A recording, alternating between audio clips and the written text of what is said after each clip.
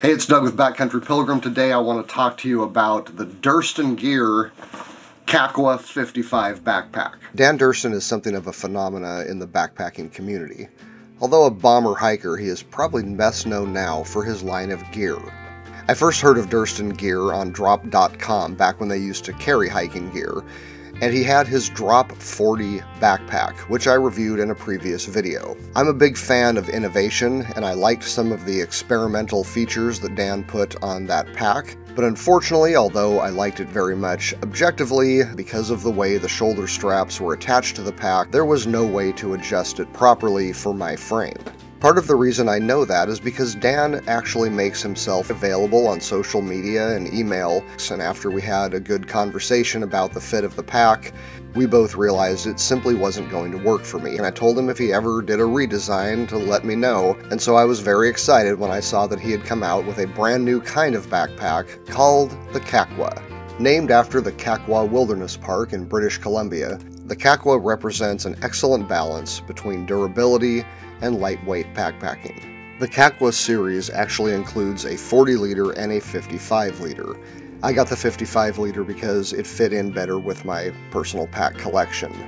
Alright, let's talk about the specs on this. The Kakwa 55 in a large weighs 30 ounces, but it comes in a medium and a small, and you shave off 1 ounce per size. These represent a 3-ounce weight gain from the 40-liter, in case you're wondering. Both the frame and the back pad in the Kakwas are removable, which would save you 3.5 ounces. One thing to note is that with each pack size, you also go up and down 3 or 4 liters, which is 51 liters for a small, 54 for a medium, and 57 for a large. So there is a pretty considerable difference once you have figured out what you need for your body type. The external volume is approximately 15 liters, and this gets added to the internal volume, so this is actually a pretty high capacity backpack. When unrolled, the large pack comes in at 36 inches high, and you lose a couple of inches off of each pack size. The circumference at the top is 42 inches, but at the bottom it is 33, so the pack is somewhat wedge-shaped. And so if you're carrying a bear can or something, you do want to be careful with that, because although something like the large BV500 will fit in the top of the pack horizontally, it will not fit horizontally at the bottom. It will, however, fit vertically. The material of the pack is Ultra 200.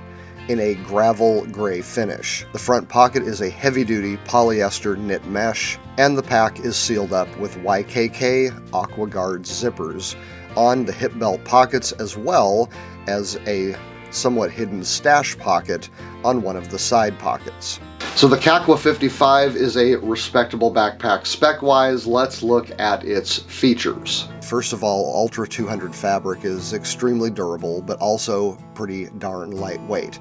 I have tried it out with some of my other gear, and I had to do some pretty extreme things to it to get it to rip. So although the pack is lightweight, you don't have to worry about doing a little bushwhacking with it. The aluminum inverted U-shaped frame has both vertical and horizontal structural units, meaning that the pack isn't going to collapse horizontally or vertically. This gives the pack some load-bearing capabilities that you're not going to find in other lightweight backpacks that sometimes only use a pair of independent vertical struts. It's got an excellent carry handle that you can easily get your whole hand through. The S-shaped shoulder straps are topped off with load lifters that I can verify actually do work, as long as you get a pack size that is correct for your torso. You have some daisy chain webbing, as well as hydration port retention on the front straps. 2 attached stretch mesh pockets with both elastic and an adjustable toggle, an adjustable sternum strap with no whistle, and when you get down to the hip belt, it is decently padded and features a dual strap reverse pull hip belt adjustment, which I have found to be very comfortable. It provides a lot of leverage for tightening, and because it has 2 connection points, it actually really wraps around your hip bones with a wider contact area rather than simply tightening right on top of them. The roll top is topped off with a Y-shaped top strap, so you can put tents or other things on top of the pack if you need to. It does have some smaller attachment loops that enable you to create your own with some cordage. These can be found on the front and bottom of the pack, so you can really dial it in the way you like it. The hip belt pockets are decently sized. I can pretty much get my large size phone inside a waterproof case inside the pocket. The YKK AquaGuard zippers are easily handled with one hand. The very first time I tried on the pack and tried out the zippers, I had no trouble whatsoever getting them open and closed with one hand, both on the hip belt and on the stash pocket on the side. The strap pockets are big enough for a phone, a water bottle, or even bear spray. Although you might not know it at first, the Kakwa is hydration bladder compatible. There is a small hidden hydration port behind a small flap of material on the right side. It may seem like the Kakwa is trying to hide its hydration port, but really it's being covered to keep moisture out. There is no clip or anything on the inside of the pack to hold the hydration bladder.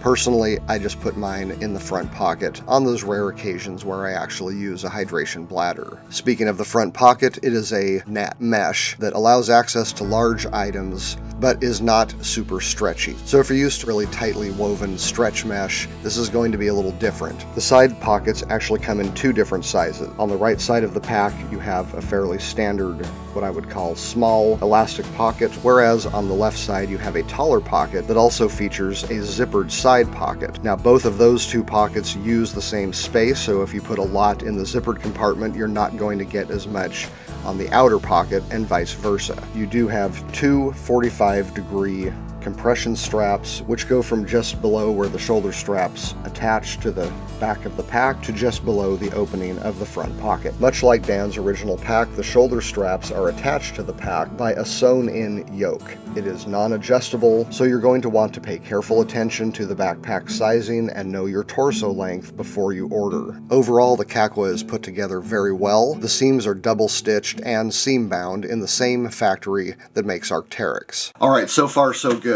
Decent specs, cool features, but how did the Kakwa 55 perform out in the field?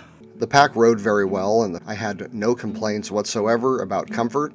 And as others have said, it wasn't long before I hardly noticed the backpack was on at all. I found the Kakwa pretty easy to adjust to comfort. Both the hip belt and shoulder straps have good padding without being overfilled. Unlike the Drop 40 pack, I found the shoulder strap placement to be good. The yoke fit well. I didn't need to adjust the top part at all to get it where it's supposed to be on my chest.